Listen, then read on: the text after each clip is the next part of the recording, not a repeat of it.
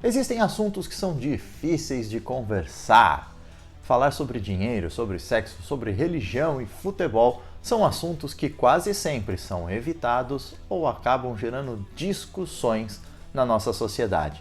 Mas tem um assunto que nem discussão chega a gerar e muita gente evita tocar nele. Estamos falando sobre a morte. Tiago, o que tem a ver a morte com finanças? Morrer, por incrível que pareça, não é de graça. E eu te conto mais após a vinheta.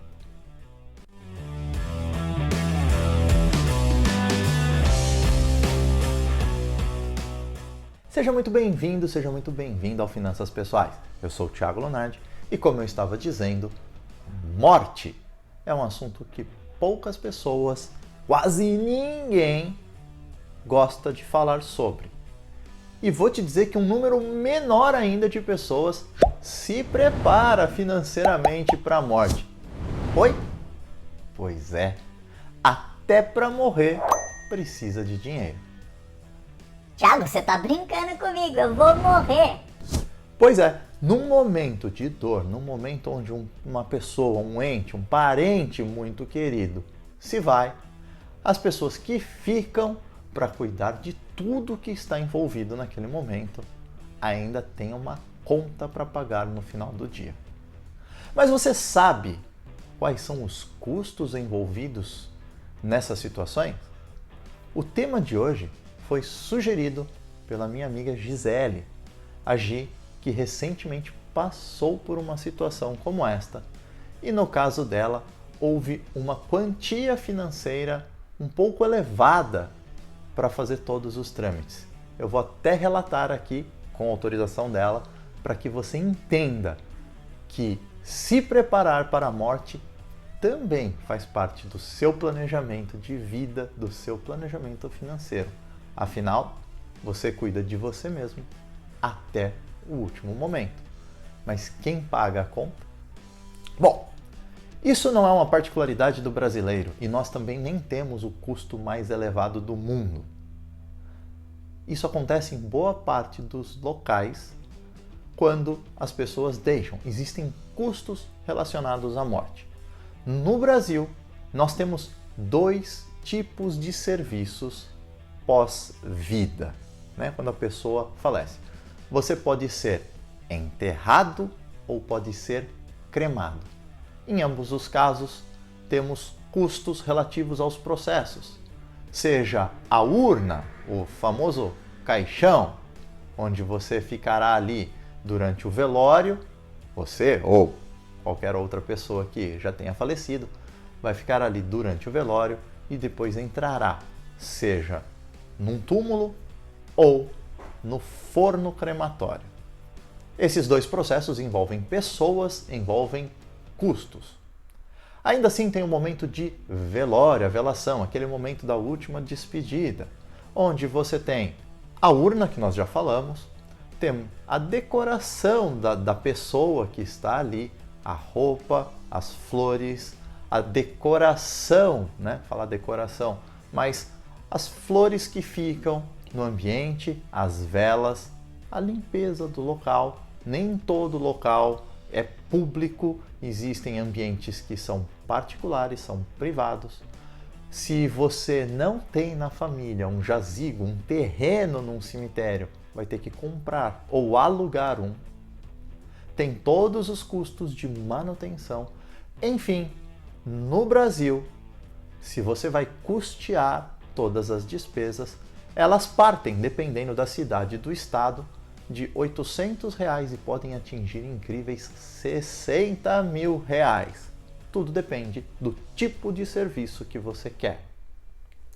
Além desse serviço, e nós estamos falando apenas da urna, do preparo, do velório e da destinação, seja terra ou cremação, ainda assim você pode enfrentar um processo de deslocamento se a pessoa que faleceu estiver em outra localidade. E este foi o fato que aconteceu com a Gi. Infelizmente, o pai dela, que estava numa cidade, num estado completamente oposto de onde eles moram, pediu para que, se ele viesse a falecer, ele fosse enterrado com a família.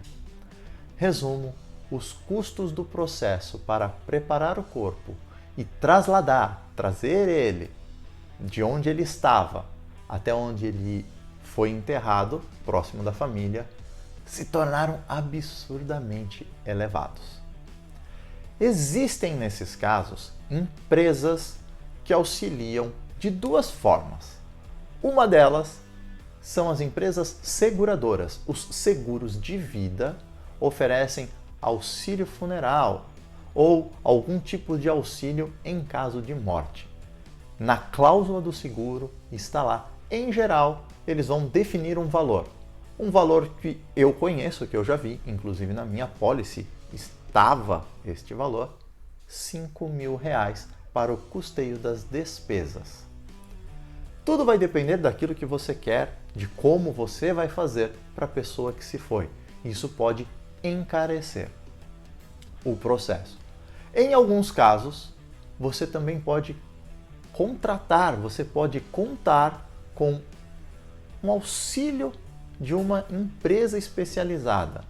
Só que você não precisa fazer isso exatamente no momento da morte. Você pode fazer isso antes, como se fosse um plano funerário. E pasmem, existem planos funerários, onde você paga uma taxinha por mês e quando você vir a falecer, a empresa se encarrega de todos os trâmites, de fazer tudo o que é necessário para que as pessoas que ficam estejam apenas ali cuidando de você, dos seus últimos momentos aqui, e aí eles fazem todo o resto. Isso eu achava muito engraçado, até entender os custos envolvidos.